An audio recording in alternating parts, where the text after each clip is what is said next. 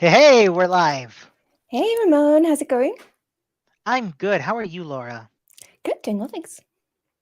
Good, good. Yeah, like we were. Oh, sorry. Oh, You know what? I just I realized think it's frozen. I had us playing on another tab, so I was like, why are there two of us? Oh, no, Oh, you're back. is my connection bad? Maybe a little bit, yeah. Let me. I'm gonna try switching to. Sorry, folks. I'm just gonna try and switch to mobile hotspot and see if that's better. The Wi-Fi here is great. Gotcha. No worries.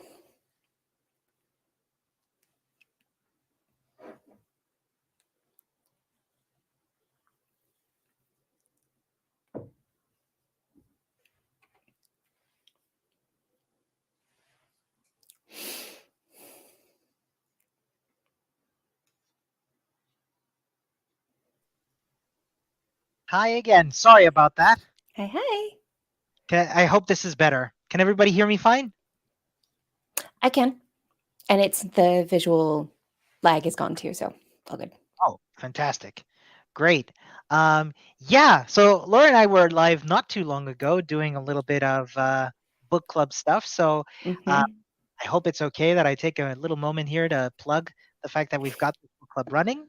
We're reading Mm, this book here, Docs for yeah, Developers. I'll Fantastic. find a link Oh, thank you. Yes. to. Um, so we'll be doing this at a regular or a mostly regular cadence. I can't promise how cadent that cadence will be, but yeah, it'll be cool. Um, but yeah, let's talk about what we're up to today, and you might have noticed that I very purposefully took away the part number of the session we're doing here. We're doing some more. We're working on the same Wasm Game of Life. But the twist today is that we are really, working on a specific part of our app, which is debugging.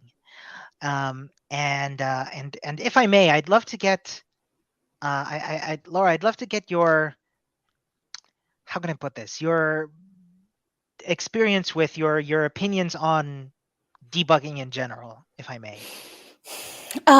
Okay, so the only debugging that I have ever done is on code that I wrote Mm. myself, sort of, usually from scratch. Uh, but I kind of love the debugging part actually, Oh yeah, because yeah, because I love solving logic puzzles, and cool. debugging code is all about solving logic puzzles, except for the really boring ones where it's like, oh, well, this syntax just changed. Wah, wah, You know. Yeah, I totally feel you. So you've done like, and today what we're going to be doing is kind of the same. We're going to be debugging our own code, but Hmm. we're going to be doing it across platforms, right? Because we're going to be debugging our Wasm code in the browser, I suppose. I don't know yet. I'm going to Ooh, just announce we are live on Twitter. neat. Just as an aside for a second, I don't think that the Twitter space was recorded, maybe because when I look at the space, it doesn't say play recording, it says set reminder. Oh, So I can't actually link people to the recording. that's Next odd. time. I'm actually playing the recording as we speak. Oh, I am wrong, which is good. Uh, Where do you or find it? maybe. Oh yeah, yeah, it worked. I'll send you a link. Okay. I was Here, going to I'll drop it in the chat, but I can't. all good here. Let me put it myself and I'll put it in there. Cheers. Yeah. So if you want to talk to us about docs and our opinions thereof, Twitter link right here. And yeah, sorry, got got a little sidetracked there. Trying to get everything ready. Let's look at uh Rust and Wasm and We all of better that good drop a stuff. link to the tutorial that we're working in, Ooh, maybe. yes, an excellent point. And I need Asking to for a get me, in fact. excellent. Thank you for the reminder. So let's just get everything out there. I'm just gonna set up the window so we can put it up there as well. So there we go. and we need a link to the documentation, which I've got here. We're going to be looking at debugging today, which I'm quite excited about. I love doing debugging stuff. So, okay, let's now. Oh, sorry, I'll send it in the private chat as well, Laura, so you can You take a did? look there. Fantastic. Okay, so share my screen. I hope I don't need special permissions. Let's see. Looks like it's happy. Gonna get a little bit inception-y there, and then I'm gonna put us like this, and then take us straight into the code. So, Laura, if you don't mind, please, because I can't quite see how it looks in the stream, please let me know if anything needs like being made bigger and all that. Maybe the IDE a Oh little yeah, bit. let's do that. Excuse me. All good. How's this? It's good for me. Yeah. And of course, people can always shout at us in the comments if they need any adjustments. Yes, please. That would be fantastic. Cool. So let's see. Oh, sorry. Yes, you're navigating, Yeah. Laura. So today we are debugging. Last time we were testing, set up our tests, and yeah, I mean we could maybe just for some context show a little bit of where that testing ended up. Yeah. Cool. Absolutely. Let's open up the tests here. Yeah. I hope the size of that is okay. Yeah, that works. So do you want to? Yeah. So we wrote some tests where we had the specific shape that we were going to make, and it's called spaceship, although I think it looks more like a fish. But anyway, it's called spaceship. And so that's where the spaceship word comes from on the screen. If you're like, wait, what? And that was one of those specific shapes that we saw in the rules in the very, very beginning. There we are, the spaceship setup. And so we set up a test to form one of these spaceships by setting very particular cells to be on or off. And we tested to make sure that that was the output, that the expected output matched our input. And we did another one too. Wasn't there another test? I think this was the only Oh, test. that was it. Yep. Okay. So, we did the test tick, maybe, or maybe that came with it. I don't remember. Yeah, exactly. So we got here. If I read it out, we create an input to look like a spaceship, and then which is this function here. Right. Then we had this expected spaceship, which had this form here, and so we would make the input tick once, and then we would just check that the shape of the universe was the same. Yep. So our expected output matches. Well, our output matched our expected output would be a better way to say it. And so now we can do some debugging. Yeah. So let's see what we're going to be looking at today.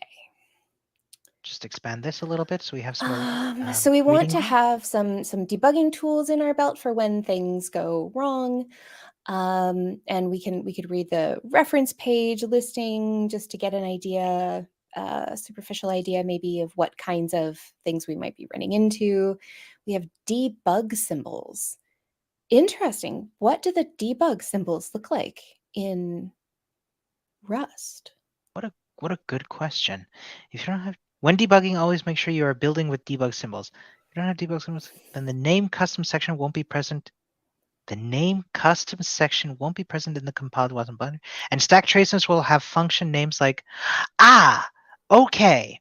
So here's my understanding, right? When we enable debug symbols and we want to look at stack traces when running the code. Are you familiar with stack traces? I'm familiar with a stack. But what is it precisely in this context?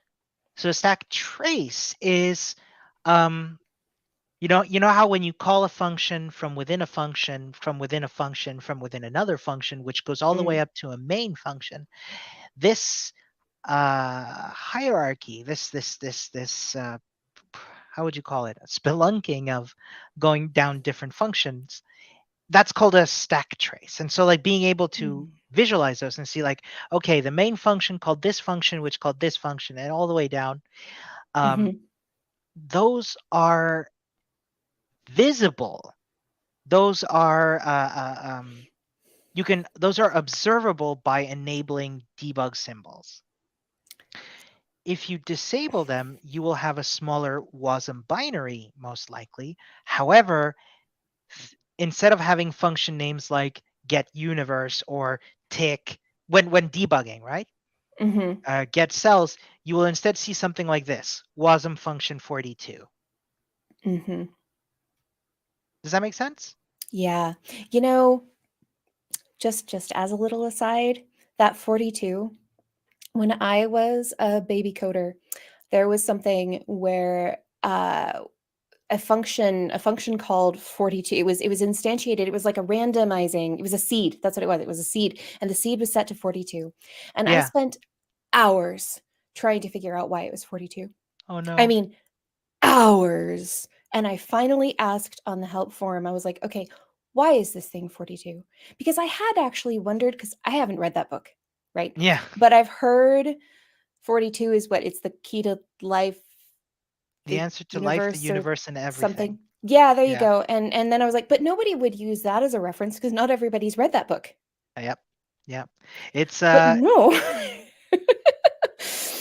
And the person who commented back to me, and they weren't trying to be rude, but they said, oh yeah, it of course that's why it's, I said, it's not 42 because of this, is it? And they were like, yes, of course that's why it's 42. Trust your instincts. And I'm like, no, that's what I'm saying. That wasn't my instinct. My instinct was there's something actually special about the number 42, mm-hmm.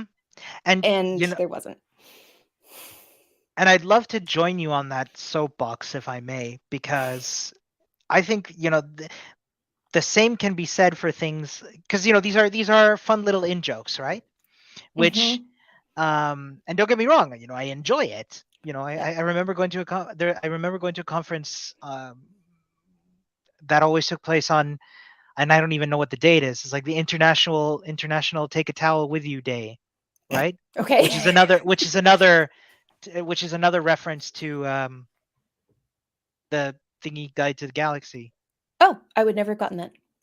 Yeah, yeah, like the same book as the Mhm. 42, Douglas Adams, right? Douglas Adams, right? Yeah. And I enjoy that, but like I used to complain about the sample variable and function names foo and bar, Mhm. right? Mhm. They're also kind of a like if you're coming in, you know, from an educational standpoint, foo and bar are not great function or variable names Mhm. Right, they're not because the least bit descriptive I was going to say, yeah, they do nothing to explain like what they do, and yet we, or at least up until, historically. yeah, historically have used them as, oh Mhm. yeah, just if you have a function called, oh, let's say foo or bar, you know, Right. um, yeah. Mhm. My point is, I'm with you. Yeah. Yeah, so I'm mad. Like, I'm mad for life at 42. Very fair. And in all fairness, not to detract what the kind people writing this documentation and tutorial have done, but it's probably a reference to that. Yes. Yeah, and I Yeah. just thought I'd mention it in case anybody else was like, "Wait, why is it 42?" Mhm. On that note, Laura, speaking of which, if anybody's watching, just in case folks are watching and commenting, Laura, I don't know if you have access to the YouTube, if you can see the chat there Mm-mm. in StreamYard. Oh, maybe I can see it on YouTube, but I can't see it in StreamYard, I don't think. Yeah. Okay. If you could keep an eye on it for me, and we can like highlight comments as needed Yes. because I'm got the full screen here. Oh, I can see it in StreamYard. Okay, cool. Okay. Yep. Fantastic. Thank you. Yeah. So Yeah. Okay, when so we're so what does symbol mean in this context then? I think the symbol refers to the names of variables and functions. Because that's not what When symbol actually means, right? A well, symbol is like a little pictograph. It's like a mhm. character that means a thing. But Yeah. that's not, this is one of those, we in tech, we use words and we pretend they mean something else other than they actually mean, right? A word isn't Maybe. a symbol. A word contains symbols called letters. So semi-related, if I may go off on a tangent here. In Ruby, I'm just going to start up Ruby real quick, an interactive Ruby interpreter here. In Ruby, you've got strings, right? Mm. Hello, and that's a string. But you also have this other kind of data type, which starts with a colon, and this is called a symbol. And it is kind of an identifier, which I'm not a linguistics expert, or I'm not familiar with the etymology, but to me, a symbol is something that represents something else, right? So I think a symbol in this context, and please feel free to disagree with me, or please feel free to you know what I mean. To me, a symbol, I think in this context, is maybe a little bit more abstract in the sense of using the name of a function to symbolize that chunk of execution. You know what I mean? Yeah. It's confusing because Oh, yeah. IDEs actually have symbols in the Oh, yeah. usual sense of the word symbol, right? Where like if there's something wrong, like you've got a trailing new, or you're missing a trailing new line, or you've got too many new lines, or whatever, IDEs will use actual symbols to communicate that, Like right? a compiler, I think in Even Visual Studio, that's what you're in, right? yeah. So Yeah. if I were to say save that, and I think maybe I don't have Rust interpretation enabled here,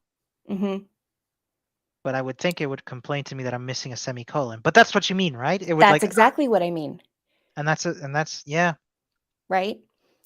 And so that's just my job in all of these streams, is to call out all of the things where it's like, that was confusing. Well, So here I you, am. you know how I feel, like, and you know me, I gotta find out, like, why are they called debug symbols? And I'll bet that it comes from like assembly or something where they actually were symbols, and then the thing probably like grew into needing something It's a more. special kind of symbol that attaches, and here we can see a symbol in computer, is a primitive data type. Oh, so it is a computer thing whose instances have a unique human readable form. Symbols can be used as identifiers in some programming language. They're called atoms. Just an aside, I know these as atoms in the programming language Elixir. Like with that colon that I showed you in Ruby. Okay, so it really is a computer science thing that's been The information allows a symbolic debugger to gain access to the information from the source code of the binary, such as names of identifiers, including variables and routines. No, very, very, very fair point, Laura. Yeah. All right, because that's what I was expecting when they said building with debug symbols. Make sure that you're building with those, and I'm like, well, okay, how do I turn them on? Or like, what? Yeah. They just come with stuff. Gotcha. Okay. Yeah. So on the stack traces, we'll have function names like Wasm. So by enabling these, and when we with a release build, debug symbols are not enabled by default. To enable debug it's under our symbols, faces now. with a release build, debug symbols are not enabled by default. To enable debug symbols, ensure that you debug true in the profile release section of your cargo toml. Shall we talk about the difference between release and debug builds? Sure. Yeah. Because a lot of the time when I think the web development equivalent I would think of is the development and production environments. Right. Right. That's sort of how I was interpreting it. Yeah. Release and debug harkens, at least takes me back to my macOS software development days, where you'd have a debug build, and we can actually take a look at that in here. If we look at our cargo toml, there we go, and see what to enable debug symbols. Ensure that you debug true in the profile release section of your cargo toml.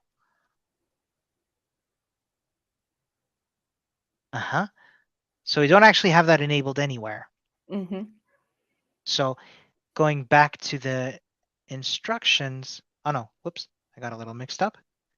We would set profile release debug to true. So shall we go ahead and do that? Sorry, I kind Yeah, of let's do that. started navigating by accident. That's Sorry. okay. You stop me if I But do there that again. isn't, I don't see anyway in this file, I don't see a profile.debug. So is debug the default? Or what? The reason I don't, when using a debug build, aka Wasm pack build debug or cargo build, debug symbols are enabled by default. So that tells me that we are building a debug release by default. Mm-hmm. Yep. With a release build, debug symbols are not enabled by default. So we don't. Sorry. Yeah. Right. Okay. So do we need this then? No. This release? Okay. Right, because we're not building we're not making a release build. Yeah. Yeah. Okay. So we're all good. All right. Okay. So we're 23 minutes in and we're going to make it past the first couple paragraphs. Woo! Fantastic. we Yeah, are co-captains of tangents. I am never complaining about this. All the rabbit holes and the rabbit holes that have rabbit holes. If we need a stack trace, right, for our rabbit holes. Yep. Okay, so we're going to enable logging for panics, and I think that is so cute. Okay, so when do we panic? If our code panics, we want informative error messages to appear in the developer console. And that gives us a link. Cool. Which takes us here. All right. So the console error panic hook crate logs, and crate, that's the package manager. Is that right? Yeah. Yep. Crate is the analogous term for packages. Unexpected panics to the developer console via console error. Unexpected panics. That suggests the existence of expected panics. Mm-hmm. Well, I guess I guess a little bit more into the philosophy. So yes, I think there are contexts where one would expect something to panic, and hear me out, when, for example, something we don't want to happen happens. Does that make? So those would not get logged? Those panics? Mm-hmm. No, they absolutely would. But this says it logs unexpected panics. So it's deciding whether the panic is unexpected or expected, if I'm interpreting that sentence correctly. So does that mean that there are some panics it's not going to log for us? I don't know. This is why following tutorials takes me 75 times longer than everybody else, because I'm like, wait, what? No, but we were just talking about this when we were talking about docs, because like because let me be honest with you, Laura, when the skim reader in me went like, well, yeah, I guess most panics are unexpected, but you make a good you like the question you're asking is extremely valid. Why would a panic be expected, and if so, would it not be caught? Right. And my lazy guess would be that it was just a choice of phrasing. Okay. If that makes sense. Mm-hmm. Yeah. But nothing is stopping us from trying it out. Okay. Oh, so we could like engineer a panic that we expect and see if it logs it? Yes. Okay. Is what I would cool. Encourage. Okay. So, and I think, let me just look at init panic. Oh no, I don't know why I thought All you need to do is install the hook by calling console error panic set hook set once in an initialization function or common code path. Is that something we need to do? Oh, yes. Sorry, I Okay. kind of took over Yeah. again. Yeah. Okay. So we're going to our Wasm pack template comes with an optional enabled by default dependency, so we don't need to do anything on the console error panic hook crate that is configured in our source utilities function And or page file. yeah, it's this one here in source utils.rs. Hmm. There it is. Yep. And All Laura, you know right. what? Mm. Can I know I keep taking us off on tangents, but do you remember? Oh no. Oh no, I haven't installed Wasm Pack. Um, I actually haven't streamed on this computer yet. So Mm. while I jabber on about that, do you remember that? Gosh, do I even have Rust on this? Okay, I have Rust. Phew. Okay. Um, do you remember that we were getting a warning saying, "Oh, hey, we never used this function"? Hmm. It's this one. Is it really? Yes. Nice. Okay. No precompiled binaries enabled for CPU architecture ARM64. We fixed this before, but how? We'll actually have to go back and like watch our own stream. Oh I no. totally go back and read my own blog posts. I know I Yeah, fixed this one time. init M1. Let's do it. I'm so sorry, folks. Like it completely went off. No precompiled binaries. Cargo ran into the same issue. I tried cargo install wasm pack, but that won't Yeah. stop us from continuing with our tutorial. Mhm. All right. Sorry. Where were we? Okay. So we found that function and or the yeah. And then we need to install the hook in an initialization function or common code path. So we can call it inside the universe new constructor, but first we have to initialize it or install it in an initialization function. Where do our initialization functions live again? Is that I think what's going on there is that they're saying like we need to put this set panic hook in an initialization code patch which would be this new function, if that makes sense. okay? Okay. So that new function in the universe implementation, that is the one that is the initializing function. That makes sense. Yeah, when we start up, because when we start up the JavaScript side of it, this is like the Hmm. first WebAssembly stuff that will run. Right. Yeah. Okay. So we can just stick that in there.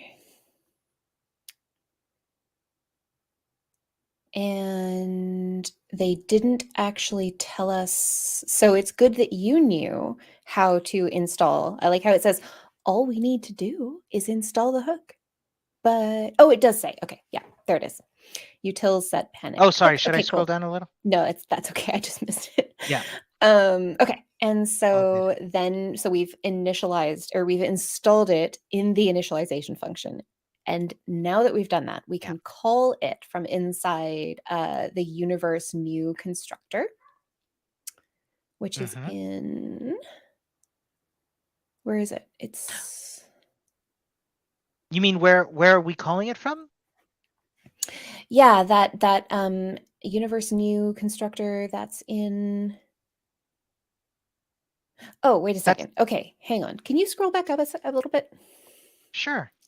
Okay, so it says we need to install the hook in an initialization function, and then separately it says we can call it inside the universe new constructor. So did we just install it or did we just call it? Again, I think this might be a it's a term nomenclature wording. I think this is a Okay, wording thing. I think by installing it, what they mean is calling it. Oh, So by calling it, we have installed it in an initialization function, if that makes sense. okay. Is a Because that theory. sounds like they're saying two, because I absolutely interpreted that as two steps. We have to install it in a place Mm. and then we call it in a place. Okay. And you could be right. Um, We'll find out. yeah, I guess we'll find out. You are, yeah. Let's see. All right. And so then we're going to use the console.log function in the websys crate to add some logging about each cell. So we're first going to add websys as a dependency and enable its console feature in Wasm game of life / cargo.toml. So go back to that one. Have we And we need covered to add it as a dependency. Sorry? have we covered cargo toml a little bit? I kind of think that we did Yeah. in maybe the first one. But maybe are there things that you would like to say about No, it? no. That's about it. If we covered it a little bit and looked at things like, what it is that we're doing here, which is we are declaring that we want to use the websys crate. Right? We're saying like, hey, we want to Okay. use the websys crate. We want to Mhm. use this version, Mhm. 0.3, and we want to enable this feature, Right. which is the console feature. Yep. Okay.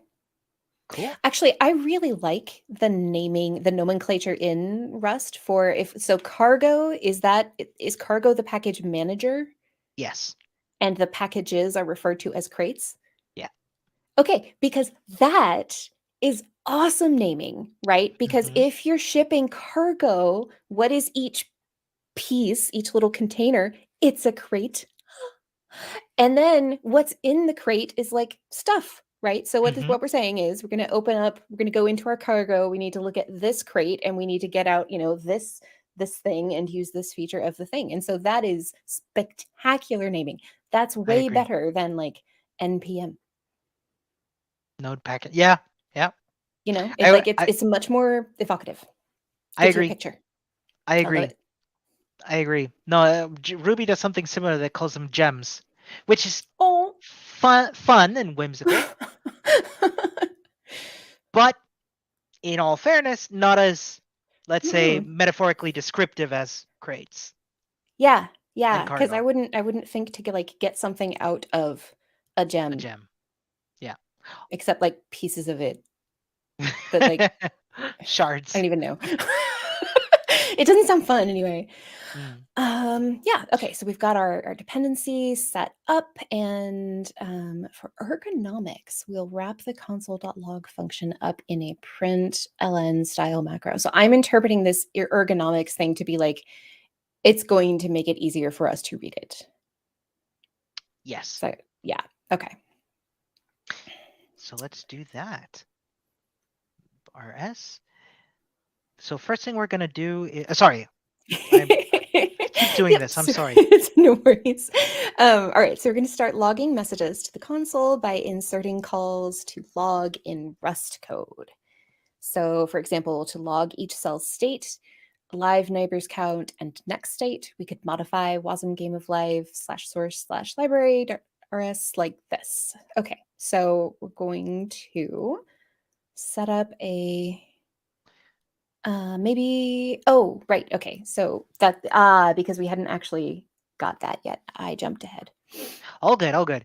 I am gonna copy paste this because this. Sure. I gotta be honest with you. I have no idea what this is. I don't know what the dollar sign does. I do know that this is what's called a pointer that points to a place in memory. I don't know what the dollar sign does. It's a little bit unfortunate that we have something called a pointer and something else that is an arrow on the same line. And Yeah. Hmm. I understand. I understand the difference, but yeah, that's like, oops, that's too bad. No, you're totally right. Let's see. Actually, I'm gonna copy over this comment as well. Yeah. Macro to provide println style syntax for console log logging. So because, okay, so from what I understand here, right? I think we're giving it, I think the dollar sign, and I'm gonna just guess based on this, is gonna give us access to be able to provide several parameters to our macro. And Mm-hmm. macros, I would describe in Rust as a kind of like universally, I'm gonna super butcher this. So if somebody knows more than me in the chat, please correct me. Like kind of like a universally available function call. So like println, right? Mm-hmm. That's a macro. And you can tell they're being used by the bang character. Interesting. So it's like it's like a built-in function, like whatever is the smallest Rust library has all these macros. Yeah, like they're Okay. I would guess they're kind of like Okay. included in like a standard library kind of thing. So we're adding one. We're defining one here called log, which Mm-hmm. essentially will do the same thing as println. Mm-hmm. But it'll print it pretty, basically. Well, it'll print it not to. So println will print to the. Oh my gosh, the terminal, Mm-hmm. right? The standard Mm-hmm. output. But what log will do here, it'll use websys console log to instead print to the console log in the browser through WebAssembly. Oh. Oh. Okay. If that makes sense. Yes. That I wouldn't have gotten that. So thank you. Oh yeah, no. Thank you Okay. for checking. Um, Interesting. Okay. yeah. Nice. All right. So And so then oh wait. So now we can start logging messages to the console. So previously our macro was for logging errors to the browser, mhm. right? And now we're going to set up logging messages to the console. To the console in the browser, yes. Mhm. Okay. Oh wait, both? No, just the console in the browser. Okay, right. So for a second I was picturing like a console that somehow appears like within your browser, but you mean like when you look at developer tools. Yes, sorry, the JavaScript console, Yep. exactly. Yep. Okay. So, right. So then we're going to, ooh, we have a big long thing to look at. Right. So we could modify this file like this, and we can scroll down. And the pluses, that means that those are the new parts. Yeah, I I'm find it assuming. interesting they're doing a what looks like a diff. Like a Yeah. git diff. Yeah. Nice. So Okay. so I gotta find out what function this is. Full Uh, universe. Let's Neighbor? I'll just see if I can find next cell. Ah, there it is. It's in the tick function, which makes sense. We're going to be mhm. working in the tick function. So after let live neighbors, we start defining this. And see, there you can see we're calling the log macro with some parameters. The first is this Mhm. string. Mhm. And if you don't mind, I'm just going to be lazy and copy paste that. Of course. Ah, accidentally added the plus there. Right. So we'll have an error message that says cell whatever it is. So like with these coordinates, Mm-hmm. so we've got the two braces for an X and a Y coordinate is initially something. It's either on or off or like white or black in this case, Mm-hmm. alive or dead. And it Yeah, has some number of live neighbors. correct. Cool. Okay. And what the println like macro does is that we need to give it a series of parameters to replace each of these Mhm. blanks. Right. So we'll do row, column, cell, live, neighbors. Right. So row and then column and then cell. So it's sort of interesting that cell is what that's the alive or dead, right? Yeah, it's a Yeah. it's a it's a value. Remember that it's from that Mm-hmm. enum. Mm-hmm. So it's a variable holding one of these two values. Mm-hmm. Right. Yeah. So 0 for dead and 1 for alive. Yeah. Okay. So let's go back, and we need to log something else here. Yeah.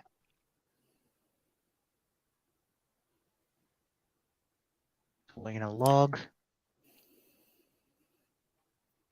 Actually going to copy this Can as you well. scroll down slightly, please? Oh, yes, of course. Sorry. Thank you. Right. Okay. So we're going to log. Ooh, what's that? Something. It becomes something next cell. Yeah. So I think what's happening here, if I may guess, is that we're logging this, right? Imagine it's in the console, right? Cell is initially blah, blah, blah, blah. Then we log a new line where there's some spaces, kind of like an indentation. And then it says that it makes becomes, sense. yeah. The spaces were throwing me. Yeah, fair. Yep. Okay. Cool. Yep. And then it'll become something in the next. Wait. Oh, it becomes something, and then we're going to call all of this on the next cell, right? Yeah, as we did before, we're just logging here. So we're going to be like, it becomes next value, and then we set that value to be what the next value would be. It becomes. Yeah, we assign to it this next at this index becomes, it gets the alive or dead state of the next cell value. You know what I mean? Okay, because I was thinking that the next cell was like The cell looping next to it. through was the cell next to it. And a cell doesn't become the next cell over in the next tick, right? No. In fact, maybe what we could do, just to make this less confusing, is to give it a better name. How about next cell state? Okay. Yeah. Or is there? Yeah, that makes sense to me, because I was imagining, that we were like looping through this array, and like the next element, the next cell. Right.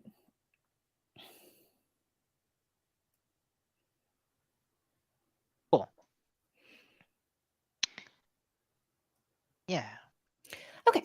So then we're going to use a debugger to pause between each tick. Browsers. Browsers. Stepping. Okay. I think that this is a misplaced apostrophe. It's not saying like a very specific browser. It's just a typo, right? Oh, you mean like the apostrophe should come after the S? Yeah, because otherwise I'm like, wait, which browser are you talking about? Yeah, fair. Okay, so and then the stepping debuggers are useful for inspecting the JavaScript that our REST-generated WebAssembly interacts with. Okay, cool. So we can use the debugger to pause on each iteration. So instead of just running it for a while and then finding out that we have bugs, we can do a tick, check if there are issues, any bugs, and if not, then we move on. Yeah. Yeah, what we're going to be doing is essentially adding a line here in our JavaScript called debugger, right? And what this does is it pauses the JavaScript execution, opens up the dev tools and says, hey, you want it to stop here? Let's stop here.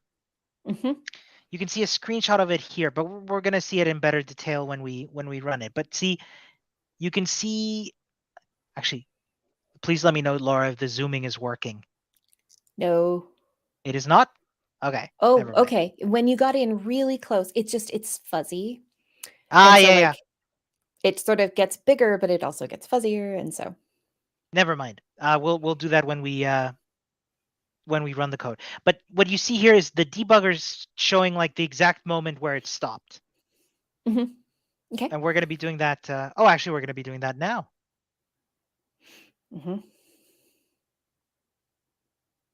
Okay. Yeah, so we'll call the debugger so that it'll stop. Wait. Okay, right. Yep. And then after we've run the debugger, then we'll do the next batch. So it's interesting because I would have thought that we would put the debugger at the bottom, like it would go the other way around, like universe.tick, draw grid, draw cells, request animation frame, debug, and then go again through the loop, which I think would be equivalent, right? Yeah, I think it might debug before it does the first tick, essentially. Interesting. Okay. On the other hand, it won't debug after first the one. last tick. Oh, yeah, You know yeah, what I yeah. mean? Exactly. Yeah. So it's a Right. matter of choice. Mhm. Cool. Okay, cool. So we need to find that render loop in universe.tick. Do you wanna guide me to where to go? Let's see. So I don't know, actually. Is it in since it's a JavaScript debugger, I would assume it's in a JavaScript file, so it's probably in that www directory. Yeah. Uh-huh. Okay, and it's in index, that would make sense. Cool. Yeah, this is where we're writing our JavaScript. Mm-hmm. All right. So we need to find that universe.tick.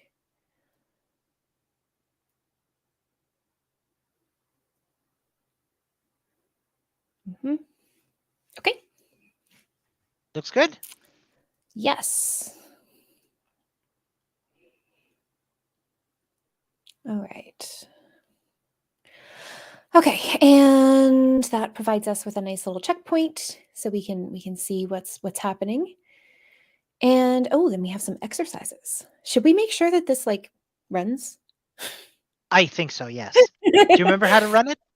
No. I think it's wasm-pack. I could be wrong. Let's find out. Wasm-pack build. There it says like, Okay. Mm-hmm. let's see what happens.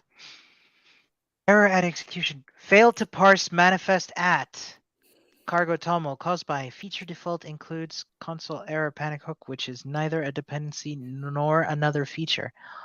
No idea what that means. Let's take a look. Dependencies.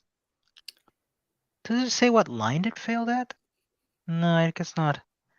Error execution caused by feature default. Oh, this one here. It's odd that this was introduced after we added this dependency here. Let me try deleting that real quick. I'm just curious. That runs. Well, it's doing something. Oh, yeah. In that case, since for some reason it doesn't like this, I'd love to try, if I may, sys and clearing this dependency this way. Okay.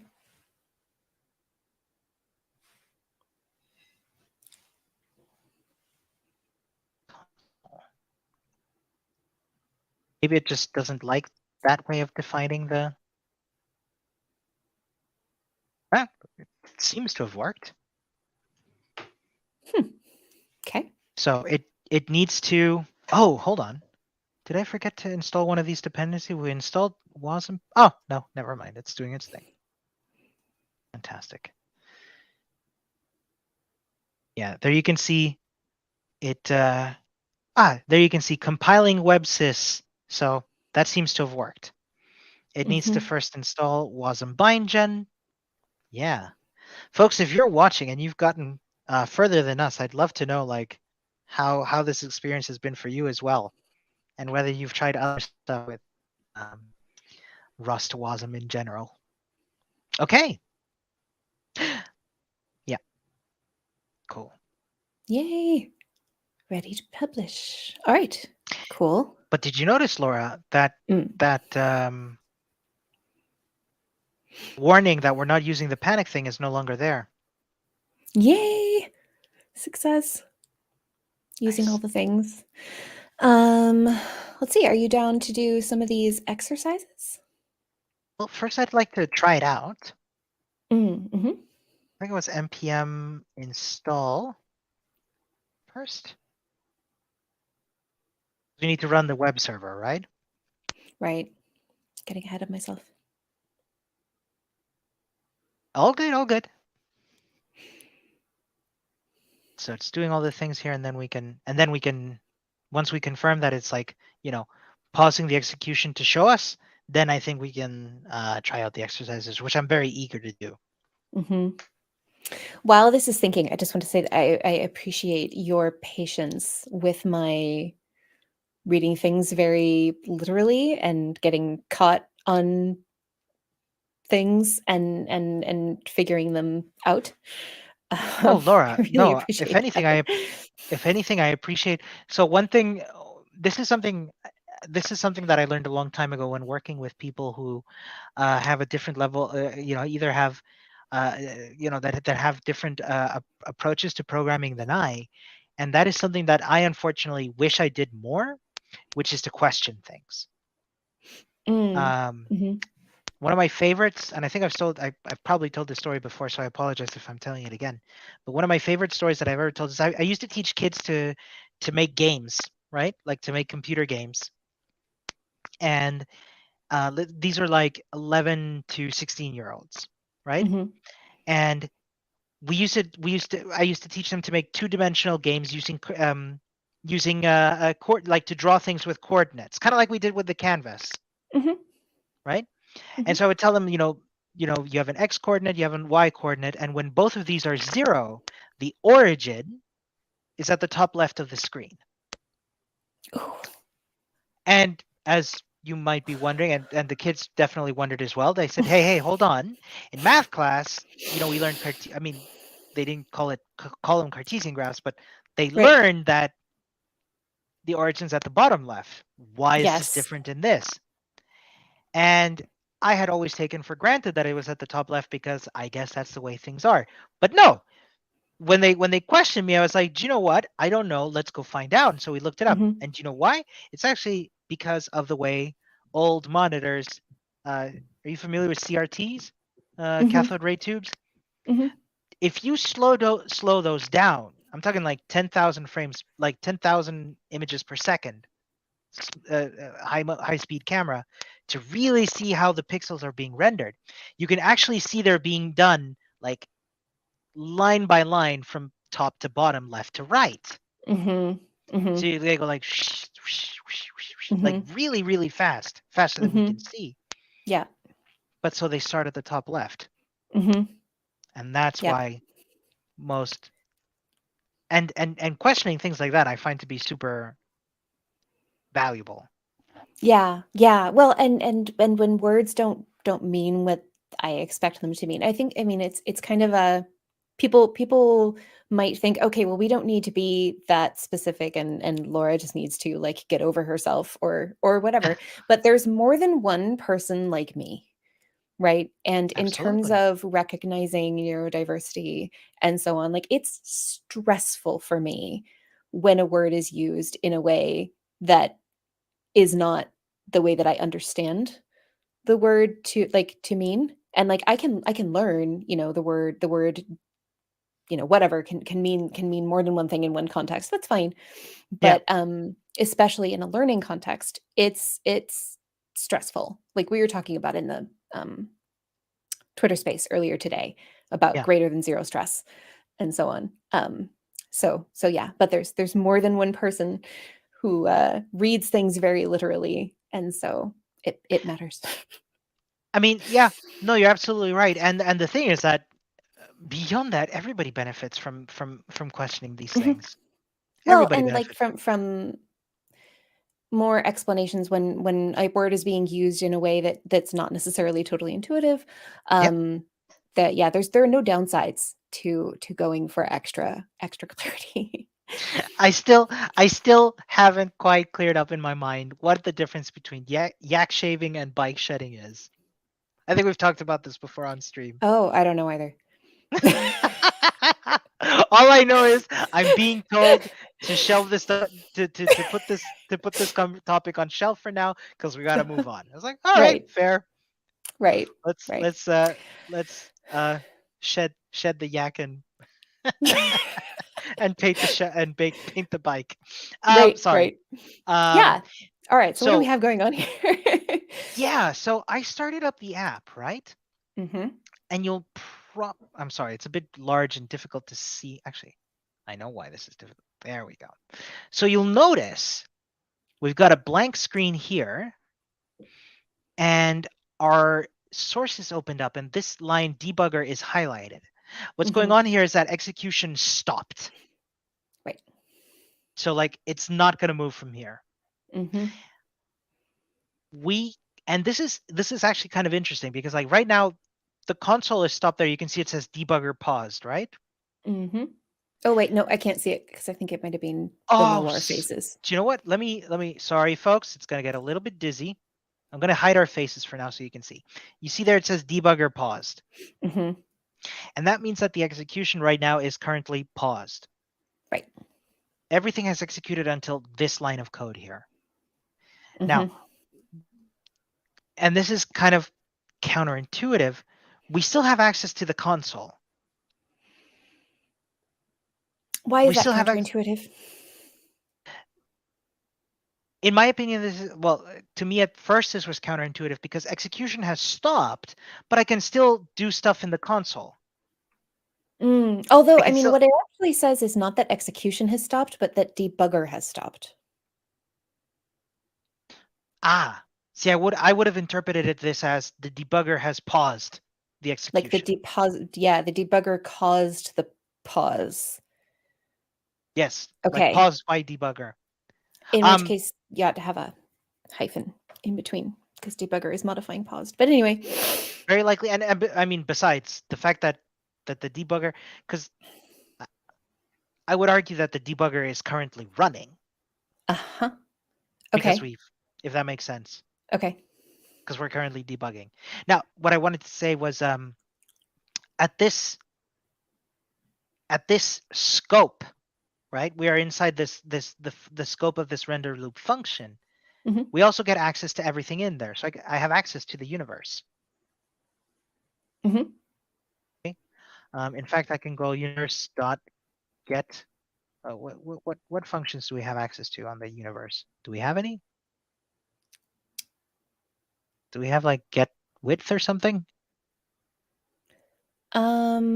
We did. We had one so that the user could enter Yeah. the dimensions. So we get full access to the universe at this moment, and we can mess around with it however we like, Nice. which is good and all. But like, let's get to what we wanted to do with this, which is to step, right? So right Mm-hmm. now the execution is paused, but we can actually start it. We can actually unpause it, step, Mm-hmm. let it loose again, and it should. Did it stop? I guess it didn't. Maybe it did.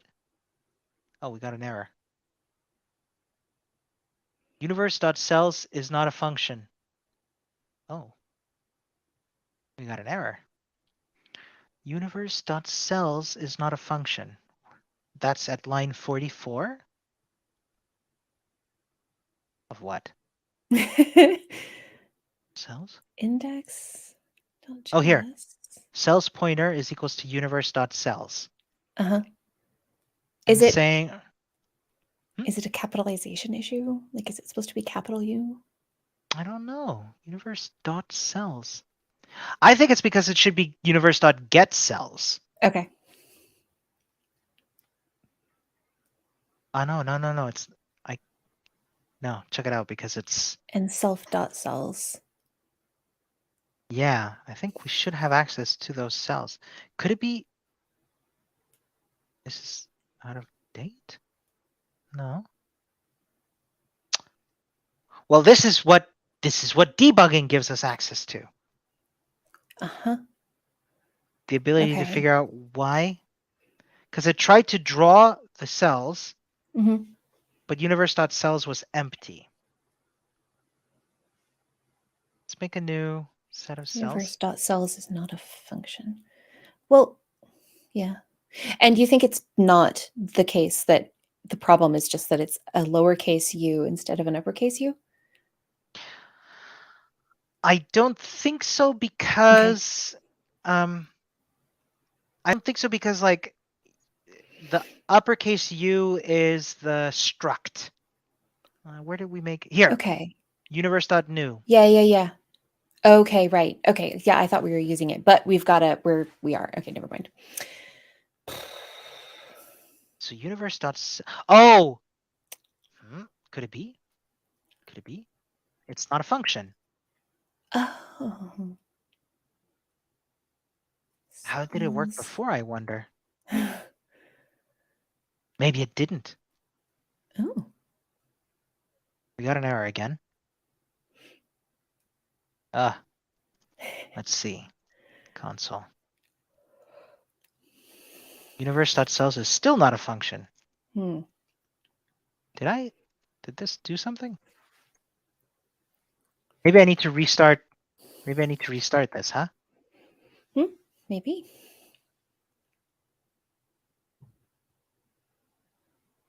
It worked. Yay. Right, so you can see that every time it's making a new. It's a new tick, right? Yeah, after each tick. And if I open up the console, check it out. Nice. All right. Awesome. Let's turn off that debugger for now. One thing I'm not happy about is the fact that I don't see any alive cells, which is odd. But if wait, can we go back to that console for a second? Sure. Oh no, it is saying alive momentarily and then dead. Yeah, okay. That is odd, right? Mm-hmm.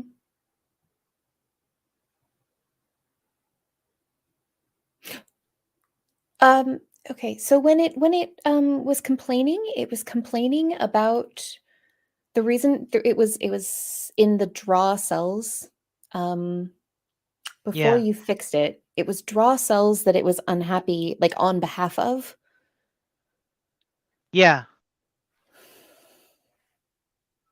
Is it just ignoring that function somehow? That's what I don't know.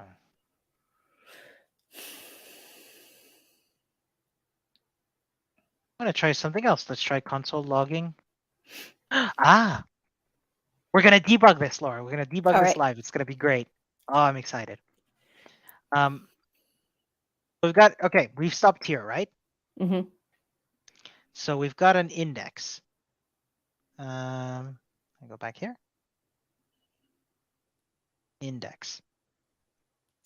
Okay. Which is 0. Makes sense. Mm-hmm.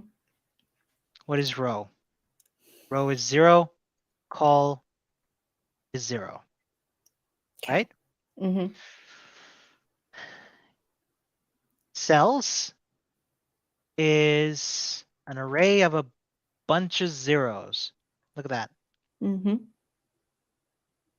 Right. So all of 4,090. them are dead. Which, at least that we can see. Okay. That's weird, though. Isn't it? Yeah. Did we change something here? I don't think we did.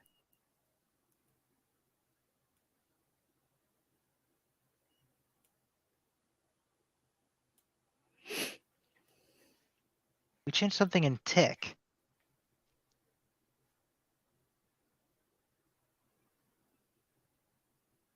Oh, we changed the name of that. That used to be called next cell, and we changed it to next cell state.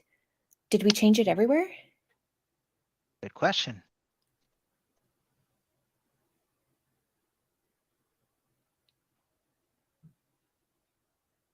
I think we did. 3 results. So it would appear, let's make ourselves a smaller universe, if I may suggest. Let's make it 16. Is 16 a multiple of 64? It's a factor of 64. Sorry, yes. Yes. So that helps me see Sure. see it becomes dead. No, you know what, Laura? I think we're just being extremely unlucky, and all of our cells are dying. It becomes dead.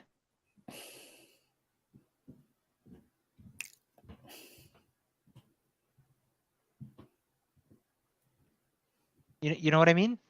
I do. The odds of randomly ending up with 16 cells being dead, they're Oh really no, low. no. Here we can see it becomes alive.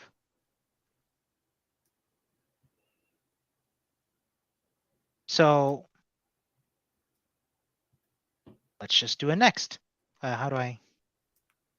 Wait a minute. It says cell 1512 is initially Wasm Game of Life background JS 240. Oh no, that's just like Oh, it's the gotcha. Okay. yeah. Is initially dead, is initially alive, and has 0 neighbors. So we should be seeing some. For example, this one, cell 1411 1411 is initially alive and has 3 live neighbors. It becomes alive. Mm-hmm. So let's try something else. How about if the cells at that index is cell alive, and let's debug. Okay. It should stop.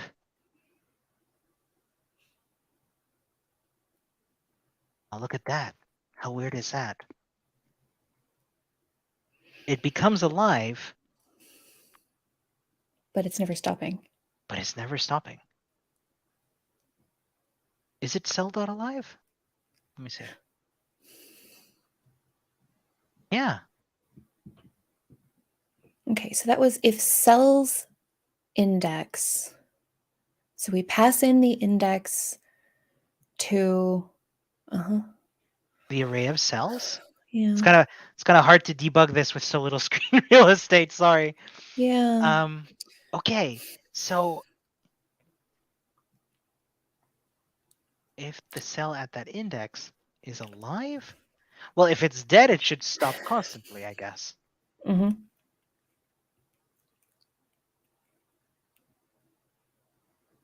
I'll do it 8 by 8. Yeah, immediately. Let's go back to alive, because I'm a bit like, huh? How's this possible? Yeah. Because it's in the log, it's recognizing alive cells. Yeah. But somehow in this for loop, we're not recognizing alive cells. Yeah, it's like, excuse me. It's like, it's almost as if none of the cells are being reported as alive. Right. Let me do the lazy thing here. Console log cells. We'll do it even smaller. We'll do 4 by 4.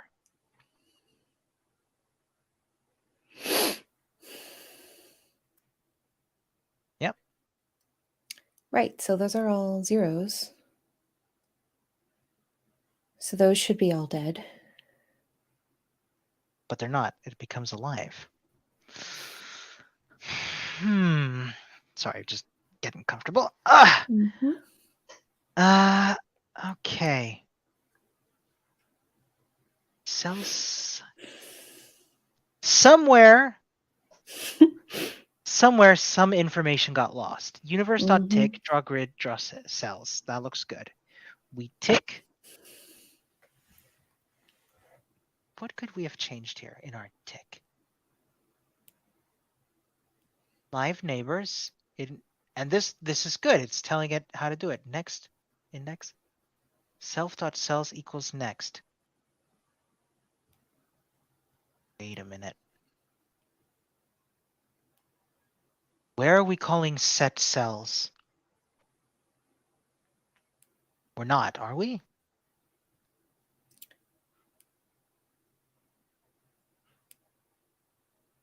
Well, we were previously. Did we remove Yeah. that somehow? I don't think so, but I'm starting to suspect that set cells.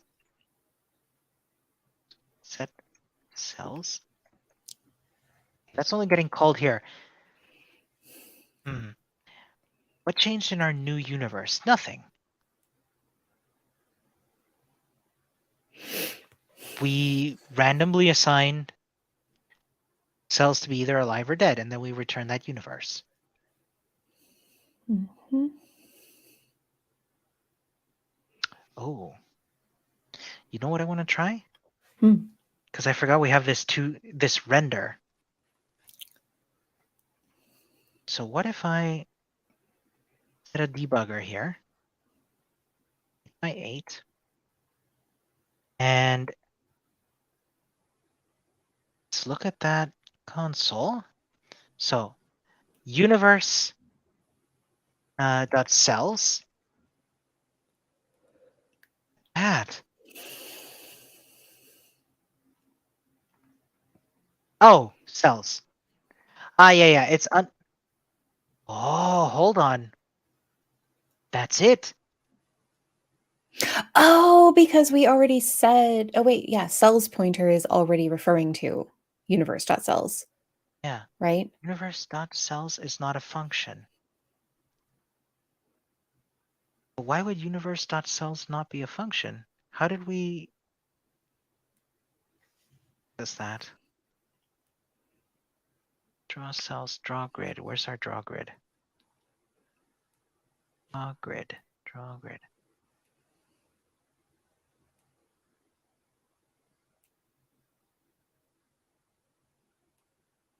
Width and height.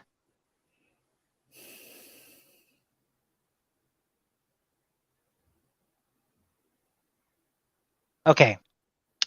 Something went wrong with getting our cells out. Okay. So I'm actually going to go back in time here and see how we get that. Universe.cells with that. So we do have so the problem was that I thought we could access that property of the universe, the cells. Mm-hmm. But I was wrong. All right. Bad. The question is, how do we access that property? I'm not keeping you, by the way, am I? No, I'm all good. Okay. We accidentally removed this. When? I have no idea. Maybe when creating our debugger. So let me see. FN cells. Actually, let's do another debugging thing here. Let's find out when we did. Git log for the patch. So at some point, get cells for universe. Maybe we never committed it. Let's see.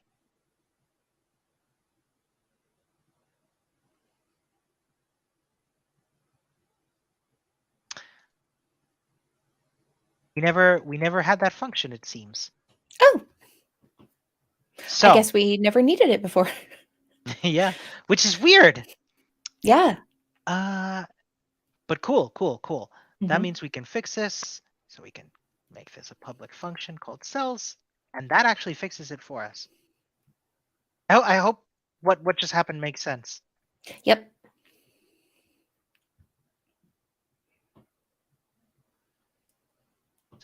Start. Which is good. Let's make this 8x8 again. So the first one, we don't see anything, but then, yes. Yay! Yes. Look at that. Oh, look at that. We can see it like step by step. Hooray. Oh, that's cool. Look at that. We got a spinner. I think that's what they were called. Cool. Okay. That was a really nice debugging session. Yeah. I hope I wasn't too overbearing there. Oh no, not at all. Thank you. Appreciate your patience. Cool. So now we can go back to the exercises. Add logging to the tick function that records the row and column of each cell that transition states from live to dead or vice versa. Okay. Didn't Sure, I totally understand that. records the row and column of each cell. I feel like we did have such logging because it was saying like the cell at these coordinates was blah blah blah. I feel like it's telling us to add logging to that shows the row and column if it transitioned. Okay. Does that make sense? Yeah. Okay. So if it stayed alive or it stayed dead, don't log anything. But if otherwise, if it did change from one to the other, then Yeah. log. Okay. So let's do the if first. Mm-hmm. If cell is not equals to next cell state, Mm-hmm. and we log. Oh, sorry. If you like, I don't want to do this all on my own. I'm sorry. Yep, this is making sense. So Yeah. we So want if the current cell state is not the same as the next cell state, then do this logging. Mm-hmm. Cool. So cell is initially and has some number of live neighbors. I feel like we don't need the live Mm-hmm. neighbors. Mm-hmm. Just pedantically, it's will change. Is that right? Because it's not comparing its Yes. state to its previous state. Absolutely right. Never pedantic. Or always. No, the term is correct. There you go.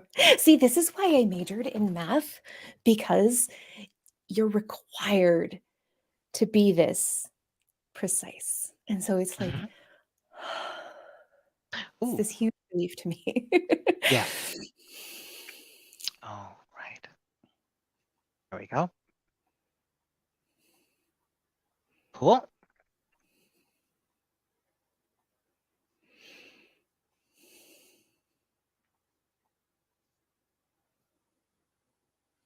I'm going to make it 4x4.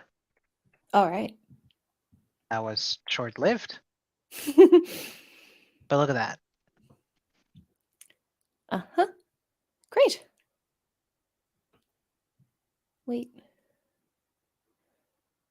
But why aren't there any black? Oh, they died out. Oh, it was there for a second? Yeah, it was there for a bit. But if you see there, we'll change to dead, we'll change to dead, we'll change to dead, we'll change to dead. No, I know. I just wasn't seeing them being drawn. Oh, here, So I'll put it on again. Oh, nope. Those all look at that. We'll change to dead. Let me make it a bit bigger so it can last a little bit longer. Ah, okay. Cool. Cool. So that's exercise 1 done. Mm-hmm. And the next one is? We're going to introduce a panic in the universe .new method. Inspect the panic's backtrace in our web browsers, JavaScript debugger, debug with symbols. Okay. All right. So we need to introduce a panic. Yes. In there. All right. So in librs, in the new function, so I need the new function. I put it anywhere. Okay. Actually, after the set panic hook. Uh-huh.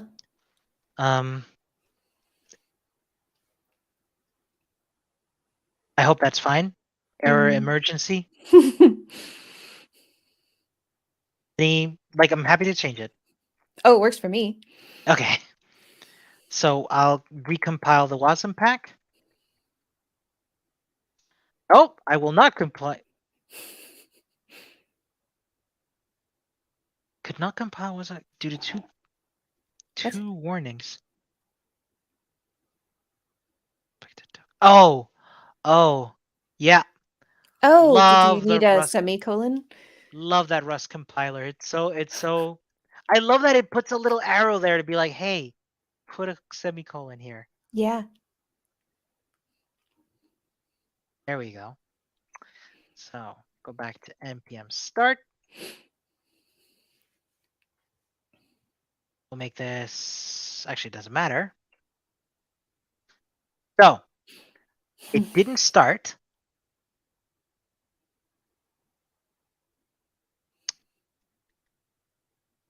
Here we can see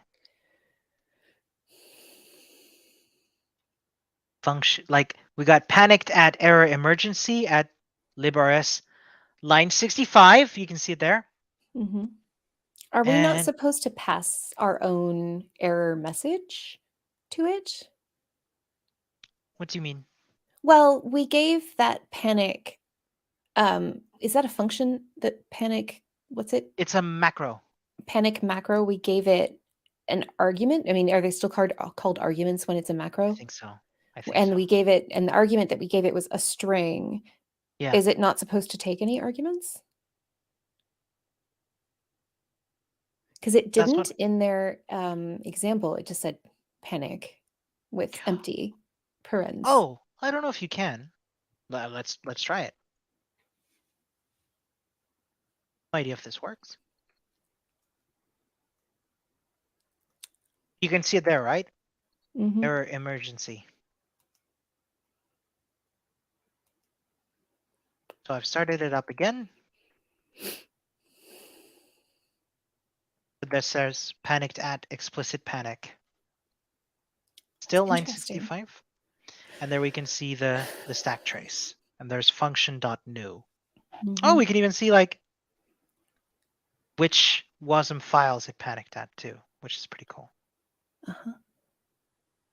So we were supposed to do that, and then we have to rebuild without the console error panic hook optional dependency and inspect the stack trace again.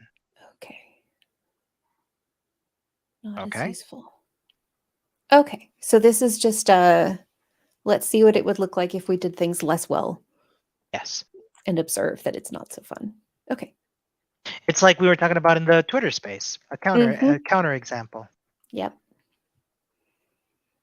Okay. This is something I talked about with the technical writer that I mentioned in the space. Kat, I'm blanking on her last name now, but anyway, about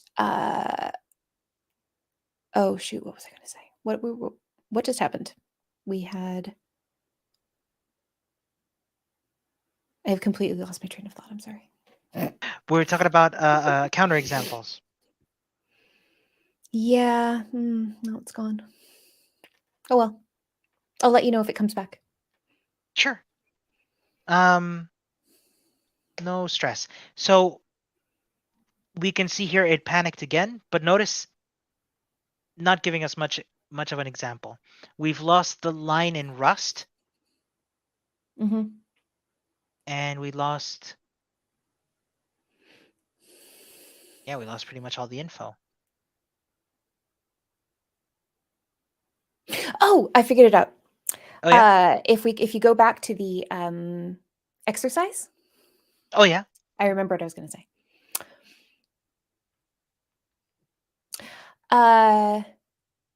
The very last sentence is not as useful, is it? Yeah. And so this is something, and I can't remember the linguistic term for it, but the way that I think about it is leading with the punchline. Okay. Because we were proceeding through this exercise and not understanding why we were getting, well, first of all, we were getting errors that we shouldn't have done, but also we didn't know what the purpose of the exercise was until the very last sentence. Yeah.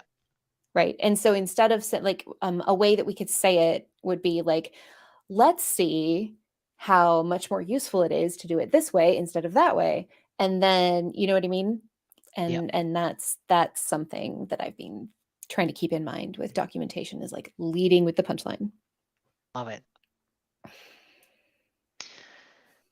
Cool. So that's debugging done. All right. So once we do this again, we're going to be adding interactivity. Yay! I like interactivity. This is getting fun. I mean, it's been Yeah, fun, but it's getting absolutely. more interactive, in fact. Totally. Cool. Well, thank you, Laura, as always. That was a ton of fun. Thank you, Ramon. Yeah. And yeah, we'll talk latest next week. We'll Alrighty. see each other again on stream. Take care, everybody. Have a good one. Yes. Bye. Bye.